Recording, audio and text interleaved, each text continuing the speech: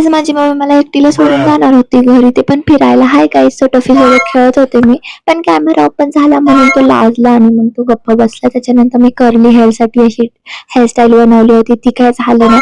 मग माझ्याकडं काहीच नाही हे बोलता बोलता मला कुठं कसं तरी कानातलं सापडलं आणि मग मी ते घातलं. त्याच्यानंतर नशिबाने मला माझ्याकडं गंध पण होते. मग त्याच्यानंतर लिप बाम लावला. Lip balm is my life. त्याच्यानंतर मला खिशामध्ये जेमचं पाकिट मिळालं. आता आपण ब्लश लावूया. हा वालाच फेवरेट झालाय तो, का माहिती का? 2 टिपके इथं, 2 टिपके इथं. मला आज काय ब्लश लावता लावता मी तुम्हाला सांगत होते कसं लावायचा ब्लश, कुठं लावायचा. आणि त्याच्यानंतर लिप लायनर लावलं, लिपस्टिक लावली, जुडिओची आहे ती पण. ओके, त्याच्यानंतर मला आठवलं पावडर नाही लावली आपण. काय झालं माझ्या बाळाला?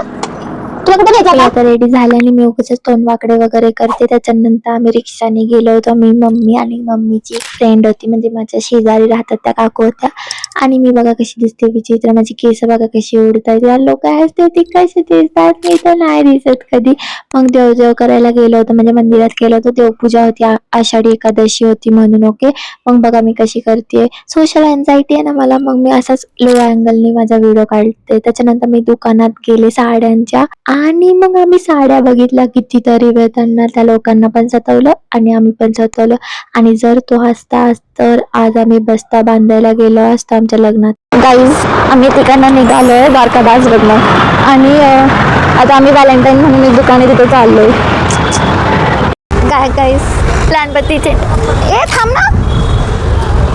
थांब ना, अशी करते का गाव? आता काय झालं गाईज, प्लॅनमध्ये चेंज झालं, आता दुसरीकडं.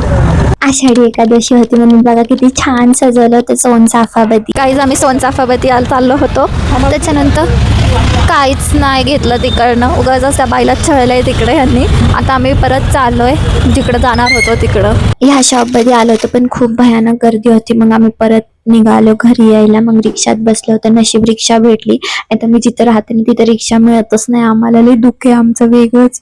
तर आता बघा मी कशी दिसतीये विचित्र, की भारी दिसतो यार. सी द्वारकादासवरनं घेतलाय कॉर्सेट आहे, मी तुम्हाला फुल वर्जन दाखवते. थांबा 2 मिनिटं. ओके, सी मेन पॉईंट तर एम साईज घेतली आहे आणि मला फिट बसली आहे एम साईज लिटरली. वाव मस्तच आहे. एक साडी पण घेतली आहे, मी तुम्हाला नंतर दाखवेन. ओके, तुम्हाला साड्यांचा जर हॉल बघायचा असेल तर प्लीज सांगा मला कमेंटमध्ये, मी हॉल करील आणि जे ड्रेसेस मागवले त्याचा पण करील.